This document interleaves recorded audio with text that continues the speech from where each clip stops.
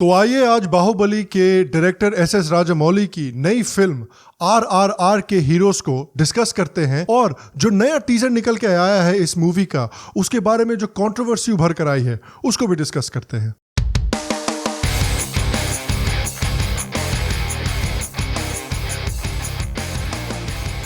Hello और Shyam Sharma show के इस एपिसोड में आपका बहुत बहुत स्वागत है। आज मुझसे जुड़ने के लिए और आज का ये एपिसोड देखने के लिए आपका बहुत बहुत धन्यवाद। तो इस एक हफ्ते के ब्रेक से वापस आने के बाद सबसे पहली चीज जो मैं आपसे कहना चाहता हूं वो है इस शो को 400,000 सब्सक्राइबर्स तक पहुंचाने के लिए आपका बहुत बहुत धन्यवाद। यार जैसा कि मैं हमेशा से कहता हुआ आ रहा हूं, देखिए ये शो आपके बिना कुछ भी नहीं है, तो फिर इस शो को इस मुकाम तक पहुंचाने के लिए मैं आपका बहुत बहुत आभारी हूं। और 400,000 सब्सक्राइबर्स तक पहुंचने पर मैं ये अनाउंस करना चाहता हूं कि श्याम शर्मा शो का मर्चेंडाइज स्टोर यानी मर्च स्टोर जल्द ही लॉन्च होने वाला है। तो जरूर इस चैनल को सब्सक्राइब करके बेल नोटिफिकेशन को दबाएं ताकि मर्चेंडाइज स्टोर के लेटेस्ट अपडेट्स को आप फॉलो कर सकें। अब आइए बात करते हैं आज के एपिसोड की। तो भाई बॉलीवुड के बारे में तो आप जानते ही हैं कि जिस तरह से एक कॉन्स्टिपेटेड आदमी को बाथरूम जाने में तकलीफ होती है, उसी तरह से आजकल बॉलीवुड को ओरिजिनल गाने या ओरिजिनल फिल्में बनाने में बड़ी तकलीफ हो रही है। जो ज्यादातर बॉलीवुड की ओरिजिनलिटी है ना, वो साउथ की फिल्मों से या दूसरी रीजनल फिल्मों से आ रही है, जिसको भैया बॉलीवुड बड़े स्मार्ट तरीके से चुरा के थोड़े नई पेंट की लीपा पोती करके पब्लिक के सामने पटक दे रहा है। और इसलिए हार्डली ये बात सरप्राइजिंग थी कि बाहुबली जैसी मूवी साउथ के सिनेमा से आई थी, बॉलीवुड से नहीं आई थी। क्योंकि आपको पता ही होगा कि जब भारत के कई इलाकों पर मुगलों का कब्जा था, तब साउथ इंडिया था जिसने भारत के कल्चर को, लिटरेचर को और लैंग्वेजेस को संभाल कर रखा हुआ था। और इसी तरह से इस साउथ की मूवी बाहुबली ने इंडियन सिनेमा को दिखाया कि भाई आपको इंडियन कल्चर को गाली देने की जरूरत नहीं है। इंडियन कल्चर को एक अच्छे लाइट में दिखाते हुए भी आप ऐसी मूवीज बना सकते हैं जो करोड़ों कमा सकती है बॉक्स ऑफिस पर। तो इस बाहुबली के जो डायरेक्टर थे एस राजामौली, उनकी एक नई मूवी निकल कर आ रही है RRR। ये मूवी भारत के दो महान फ्रीडम फाइटर्स के बारे में बनाई जा रही है, अल्लूरी सीताराम राजू और कुमारम भीम।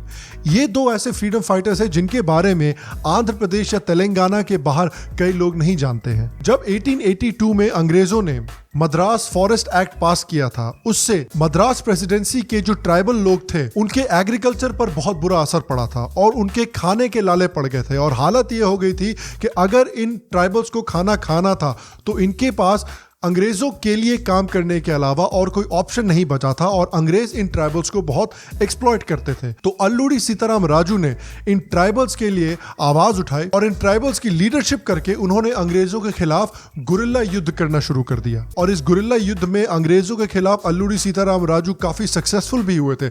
हालत ये हो गई थी कि अंग्रेजों को पता ही नहीं चल रहा था कि भाई ये आते कहां से थे और चले कहां जाते थे। और फाइनली अंग्रेजों की हालत इतनी बुरी हो गई थी कि उनको एक special Malabar police force create करनी पड़ी थी, जिसको कि स्पेसिफिकली गुरिल्ला वॉरफेयर में ट्रेन किया गया था। और इस फोर्स की मदद से फाइनली अंग्रेजों ने अल्लूरी सीताराम राजू को पकड़ा और अल्लूरी सीताराम राजू 1924 में वीरगति को प्राप्त हुए। जंगल के ट्राइबल्स के लिए आवाज उठाने के लिए अल्लूरी सीताराम राजू को मन्यम वीरुडू भी बोला जाता था, यानी जंगल के हीरो। और कुमारम भीम एक ट्राइबल लीडर थे जो हैदराबाद को निजाम के चंगुल से छुड़ाने के लिए लड़ते थे। निजाम ने हैदराबाद पर एक इस्लामिक रूल कायम करके नॉन मुस्लिम के खिलाफ खूब ज्यादतियां की थी। हैदराबाद के निजाम ने लाखों हिंदुओं को कन्वर्ट किया था, कई हिंदू शहरों के नाम बदल के इस्लामिक नाम रख दिए गए थे, सैकड़ों मंदिरों को तोड़ा गया था और निजाम जो था वो नॉन मुस्लिम्स पर बहुत हाई टैक्सेस भी लगाता था। यहां तक कि जंगलों में आदिवासियों के ऊपर भी बहुत हाई टैक्सेस लगाए जाते थे। इस टैक्सेस से और नॉन मुस्लिम्स के खिलाफ जो डिस्क्रिमिनेशन किया जाता था निजाम के राज में,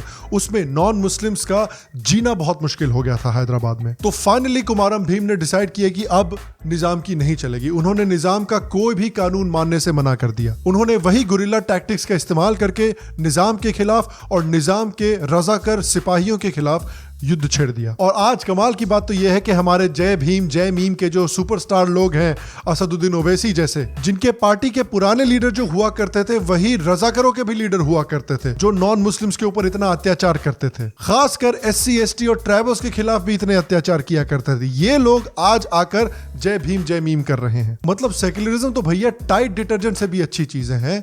टाइड से तो सिर्फ आपके दाग जाते हैं, सेक्युलरिज्म से तो आपकी पार्टी के सारे क्राइम गायब हो जाते हैं। चौंक गए? जिस तरह से कुमारम भीम ने आदिवासियों के लिए और नॉन मुस्लिम्स के लिए आवाज उठाई थी और लड़ाई की थी, उस वजह से कुमारम भीम को गोंड आदिवासी कम्युनिटी में एक देवता माना जाता है। और ये बहुत खुशी की बात है मेरे लिए, और ये सभी हिंदुस्तानियों के लिए बहुत खुशी की बात होनी चाहिए कि इस तरह के हीरोज जिन्होंने भारतीय कल्चर के लिए और आजादी के लिए इस तरह से आवाज उठाई, इस तरह से लड़ाई की, उनके बारे में अब फिल्में बनाई जा रही हैं। और गांधी जी के बारे में फिल्में बनी है, इससे तो मैं खुश हूं, लेकिन इस बात से मुझे एक्स्ट्रा खुशी होती है कि ऐसे लीडर्स के बारे में मूवीज बनाई जा रही हैं जिनको लड़ना आता था, जिनको अपना क्षत्रिय धर्म याद था। लेकिन इस मूवी के खिलाफ भी कुछ कंट्रोवर्सी उभर कर आई है, खासकर कुमारम भीम का जो कैरेक्टर है उसके बारे में कंट्रोवर्सी निकल कर आई है, क्योंकि जो लेटेस्ट टीजर निकल कर आया है वो कुमारम भीम के बारे में आया है। और इस टीजर के एंड में एक सीन है जिसमें कुमारम भीम, जो कि एक मुस्लिम नहीं थे, उन्होंने मुस्लिम कपड़े पहन रखे हैं। तो इससे कुछ लोगों ने सवाल उठाया कि भाई एक ऐसा इंसान जो निजाम से, रजाकरों से, इस्लामिक रूल से इतनी नफरत करता था, उसने इस्लामिक कपड़े क्यों पहन रखे हैं? क्या एसएस राजामौली जैसे डायरेक्टर को भी सेक्युलराइटिस हो गया है? मतलब अगर हो गया है तो ये कमाल की बीमारी है भैया, ये तो कोरोना से भी तेजी से फैलती है। ट्रू इंडोलॉजी ने भी यही सवाल पूछा कि भाई कुमारम भीम की अपनी बेटी को निजाम के ताल्लुकदार ने जबरदस्ती किडनैप करके इस्लाम में कन्वर्ट करवाया था, तब इन्होंने ये स्कल कैप और इस्लामिक कपड़े क्यों पहन रखे हैं? कुमारम भीम की अपनी खुद की कम्युनिटी जो गोंड कम्युनिटी है वो भी नाराज है। उन्होंने भी बयान दिया है कि राजामौली ने कुमारम भीम को स्कल कैप क्यों पहना दिया? भाई इनको इस तरह की मूवी बनाने के पहले हिस्ट्री समझनी चाहिए। अब देखिए यूट्यूब, बात सुनो यार, आप तो जानते हो कि मैं एक सेक्युलर चैनल हूं, मेरे को डिमोनेटाइज मत करो, लेकिन जहां तक लोगों के गुस्से की बात आती है, जहां तक लोगों की नाराजगी की बात आती है, तो एक बात लोगों को समझनी जरूरी है कि ये सिर्फ एक टीजर है। अभी तक तो हमने इस मूवी का ट्रेलर भी नहीं देखा है, तो हमें इस मूवी का प्रॉपर कॉन्टेक्स्ट और इस सीन का प्रॉपर कॉन्टेक्स्ट अभी तक नहीं पता है। याद रखिए कि कुमारम भीम जो है वो गुरिल्ला टैक्टिक्स इस्तेमाल किया करते थे निजाम और रजाकारों के खिलाफ। तो हो सकता है कि उन्होंने ये भेष बदल रखा हो ताकि वो रजाकारों से या तो बचकर निकल सके या फिर रजाकारों पर सरप्राइज अटैक कर सके। याद रखिए कि इससे कुछ महीने पहले मार्च में जब इन्होंने सीताराम राजू का ट्रेलर निकाला था, तो उस ट्रेलर में सीताराम राजू ने बड़े प्राउडली यज्ञोपवीत पहना हुआ था। तो अगर एसएस राजामौली को सेक्युलराइटिस हो रखा है, अगर ये कुछ ज्यादा ही सेक्युलर हो गए हैं, तो वो अपने हीरो को यज्ञोपवीत क्यों पहनाएंगे? हमें तो बताया गया है कितना ज्यादा कि यज्ञोपवीत कितना बड़ा ब्राह्मणिकल फैशिज्म का सिंबल है।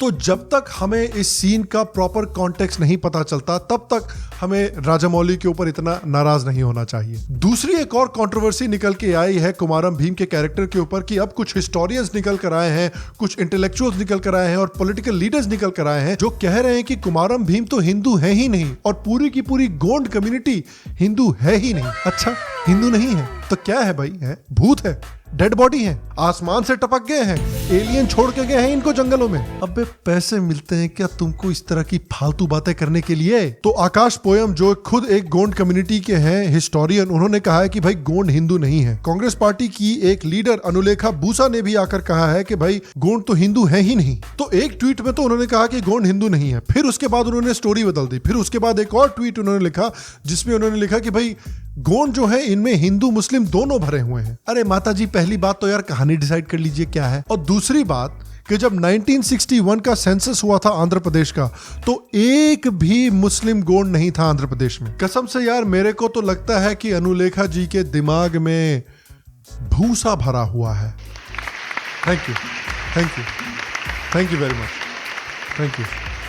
अब आपको लग रहा होगा कि भाई हिंदुत्ववादी तो जबरदस्ती गोंड्स को हिंदू बनाने के लिए तुले हुए हैं, लेकिन आप खुद गोंड्स के मुंह से सुन लीजिए। भुक्या चीना वेंकटेश वर्लू, जिन्होंने कुमारम भीम की बायोग्राफी लिखी है, उन्होंने लिखा है कि गोंड खुद अपने आप को महाभारत के योद्धाओं का वंशज मानते हैं और वो गांधारी और हिडिंबी की पूजा करते हैं। और जिस तरह से ये हिंदू कल्चर में है, उसी तरह से गोंड कल्चर में भी जमीन को मां माना जाता है, धरती को मां माना जाता है, पेड़ पौधों को और नदियों को देवी देवता माना जाता है, लेकिन ये हिंदू नहीं है। ये तो वही बात हुई कि इस फोटो को देखिए, इस फोटो में जो चीज है उसके 4 पहिए हैं। ये चीज जो है ये इंजन से चलती है, इसमें या तो आप पेट्रोल डाल सकते हैं या सीएनजी डाल सकते हैं या डीजल डाल सकते हैं या बैटरी डाल सकते हैं। इन सारी चीज़ों से इसको चला सकते हैं।